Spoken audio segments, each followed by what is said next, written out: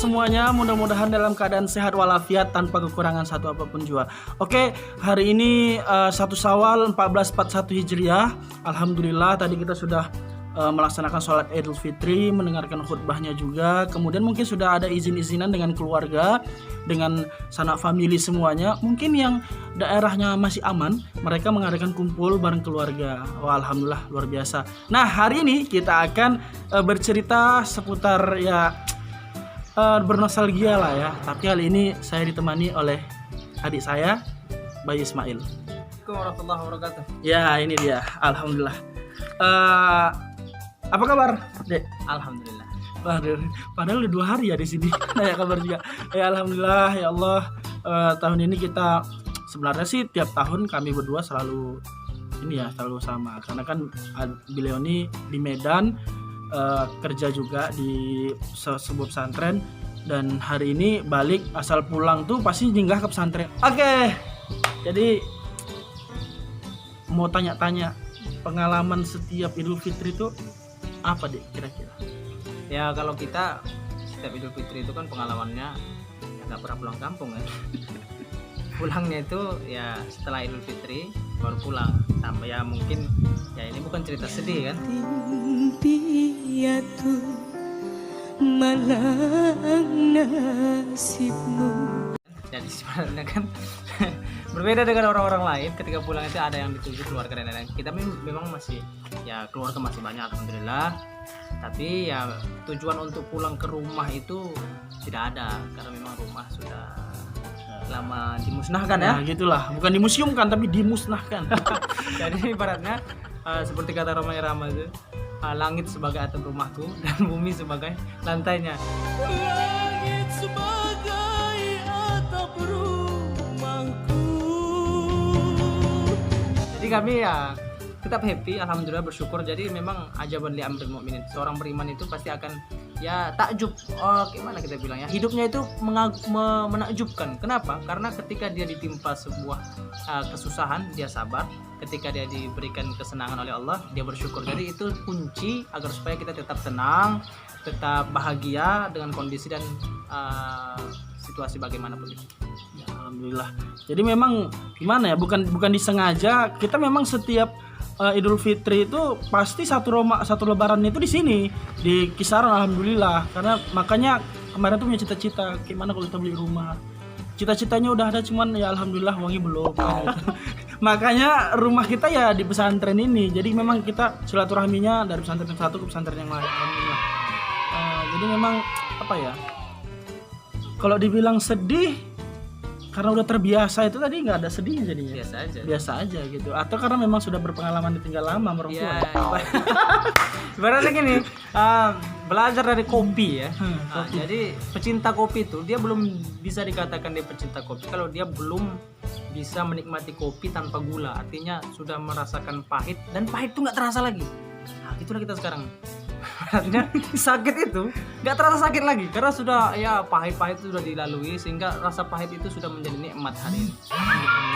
Jadi memang kan bisa yang mewarnai dan memberikan rasa itu ya memang kita sendiri kan gitu. Jadi kita nggak pakai rasa atau apa dari orang lain, kita sendiri yang menciptakan. Jadi memang kalau dibilang kebal lah ya.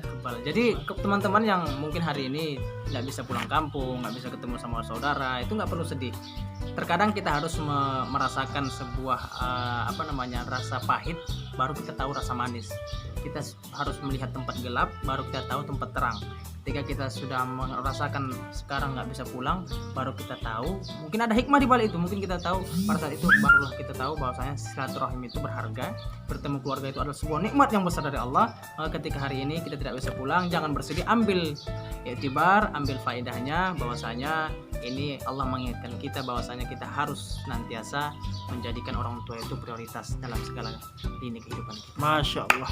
Makanya memang sebenarnya gimana ya, ini tersebar banyak sedih nggak bisa pulang gara-gara COVID atau segala macam. Kalau bagi kami biasa aja, nggak ada COVID juga nggak pulang. Bukan kita nggak sayang keluarga ya, cuman ada yang gimana ya, ada yang diutamakan gitu. Kita juga bertahan di sini nggak pulang juga demi keluarga sih sebenarnya. Nah, karena gimana ya, bagi kami orang-orang yang kita kan bermarga gitu kan, orang-orang Batak ini gitu kan, orang Mandailing ini gitu.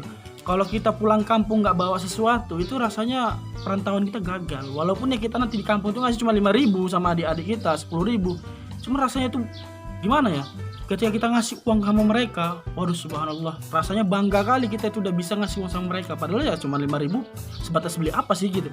Cuman kalau kita ngasih kan, ngasih saudara-saudara kita gitu, kita bukan mau sombong. Oh aku udah kerja, aku udah mau ngasih uang, bukan. Sebenarnya gini loh, kita mau nunjukkan kita mau mandiri gitu, jangan bergantung sama keluarga. Kadang kalau kita bergantung sama keluarga ini kadang-kadang ya gimana ya, kita satu sisi mereka harus menghidupi keluarga mereka, anak-anak mereka, tambah kita lagi jadi beban. Jadi makanya itu yang kami selalu ya kita buat jadi prinsip, kok bisa kita jangan nyusahkan orang lah.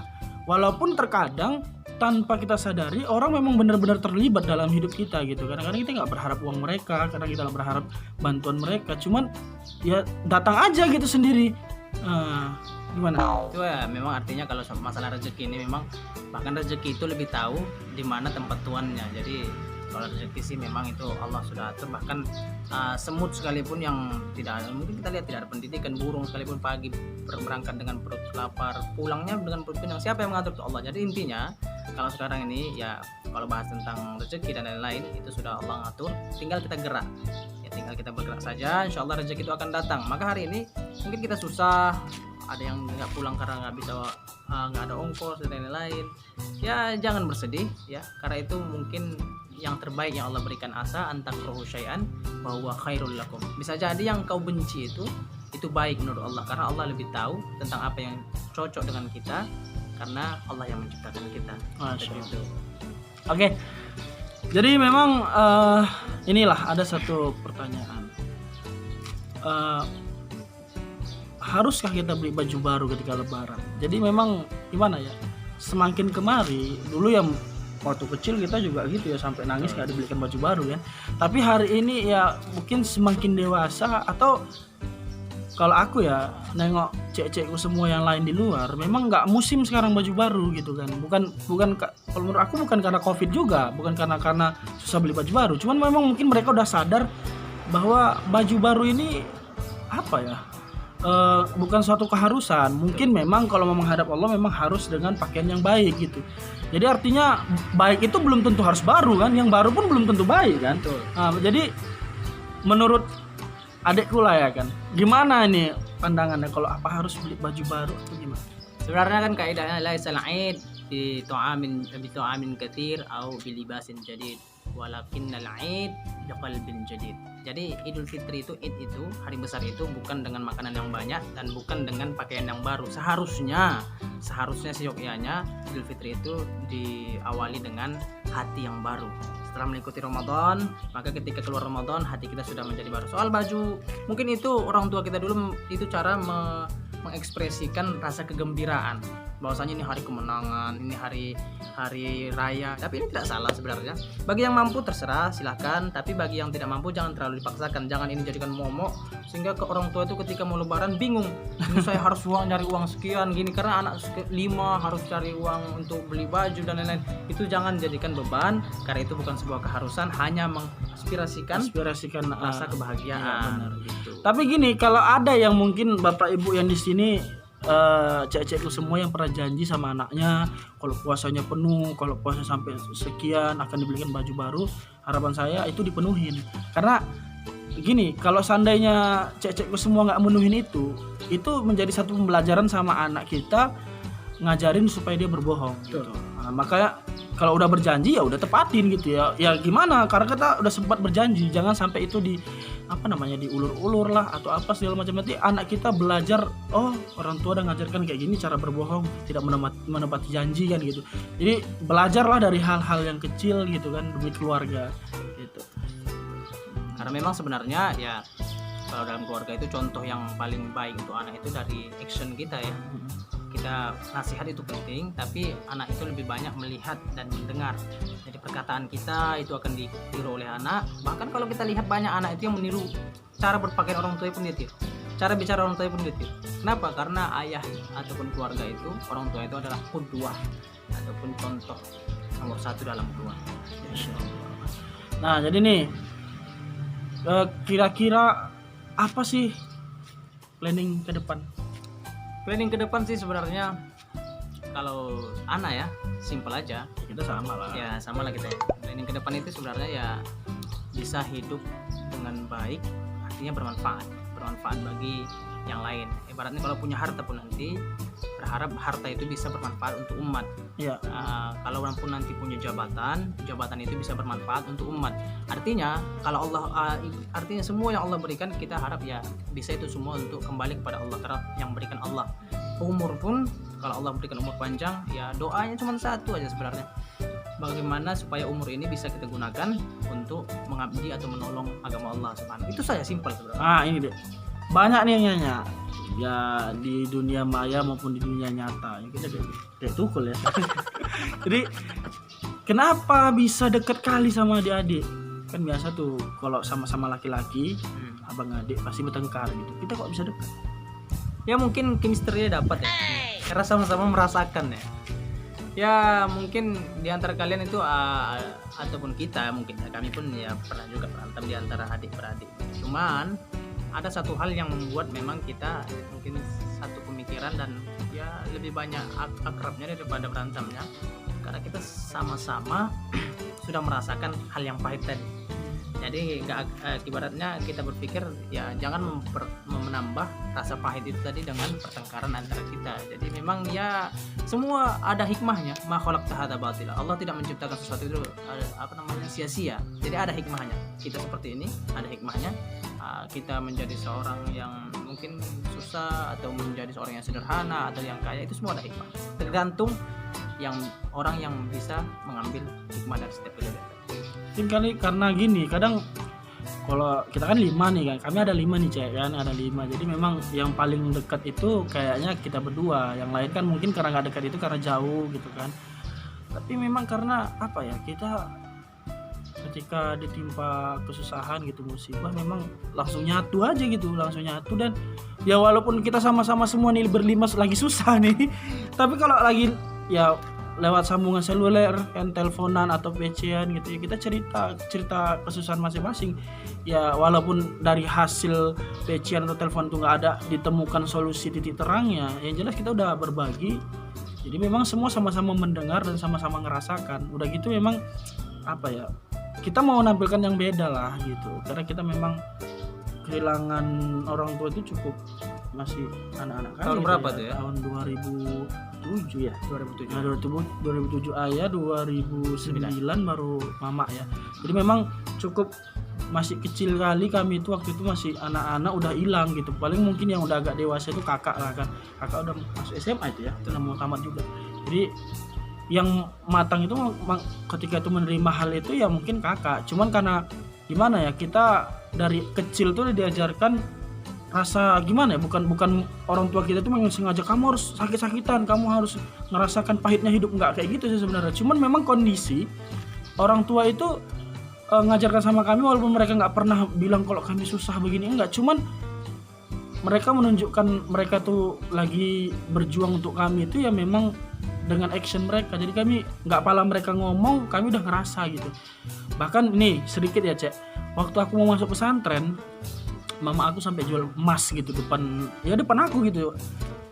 Karena ditelepon biayanya kurang gitu kan, jadi sampai buka kalung, cincin segala macam depan aku gitu. Jadi walaupun dia nggak ngomong, tapi bagi aku dia ngomong seperti ini lihat nih aku jual emasku, tapi kau harus benar-benar sekolah di pesantren itu, jangan sempat aku dipanggil karena kau punya masalah. Dan alhamdulillahnya selama 6 tahun orang tua belum pernah datang ke pesantren. Bukan hanya orang tua, saudara siapapun belum pernah datang di pesantren dipanggil gara-gara aku punya masalah. Dan alhamdulillah aku ya ada juga sih masalah, cuman nggak begitu besar gitu. Kalau adikku gimana?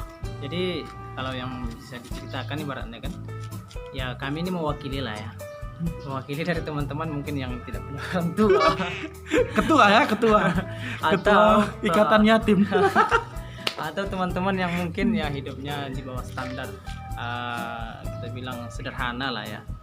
Intinya kita ingin sampaikan, jangan pernah merasa kita ini, ya jangan pernah merasa Allah tidak adil. Kenapa? Ya karena memang banyak ya orang bahkan tidak punya orang tua, tidak dan tidak punya keluarga dan lain-lain, dia bisa sukses, hidup sukses. Kenapa? Karena yang menentukan rezeki itu Allah. Jadi intinya sebenarnya kami mewakili, inilah barang contoh nih ya. Barang contoh ya, masih tetap hidup sampai sekarang, alhamdulillah ya. Sudah dari 2007 yang lalu, artinya sudah lebih dari 10 tahun, 13 tahun ya, 13 tahun ya kami masih hidup ya, bahkan bisa besar seperti ini ya. Nah, itu menunjukkan bahwasanya ya tidak ada arti kata mengeluh ataupun berputus asa dalam hidup, karena semua sudah diatur Allah, sudah tertulis di Lauhul Mahfuz. Jadi tetap tenang ya, tetap ya jalankan seperti biasa insyaallah. Alhamdulillah. Jadi memang apa ya, kita memang harus maju terus, berkarya, Betul. dan setiap hasil karya atau kegiatan kita saut pautkan Allah di dalamnya. Jangan apa namanya, putus harap ya, jangan putus harap, karena ibaratnya nanti emang orang yang berasal dari kalangan bawah itu nanti lebih senang biasanya. Kalau dia mendapatkan kesenangan nanti kemudian hari, dia tidak akan sombong. Kenapa? Dia pernah merasakan bagaimana susah, jadi dia bisa berbagi insyaallah. Ketika dia merasakan susah juga nanti kemudian hari, dia tidak akan terkejut karena dari kecil sudah susah ya. makanya hidup tuh dua aja gitu kan. Yang satu orang yang sudah senang tiba-tiba susah, yang kedua orang susah yang akan jadi senang. Jadi kita ini ya kan Cek, udah merasakan pahitnya, tinggal mencari manisnya aja, tinggal menunggu saatnya aja. Dan itu pasti Allah beri gitu kan.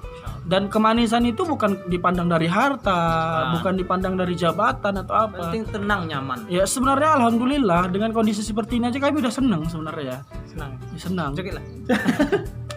Kalau bersama dipikul, kalau ringan sama dijinjing. Cuman ya namanya manusia itu kan kadang datang apa, aduh apa lagi nih kali nasib hidup. Coba kan balik lagi kan, kita kadang satu sisi kadang kayak aku Cek kan, aku pernah juga mau menyerah gitu kan, cuman aku pikir-pikir udah lama kali perjuanganku mau hidup ini tuh, masa kayak gini aja aku nyerah gitu kan.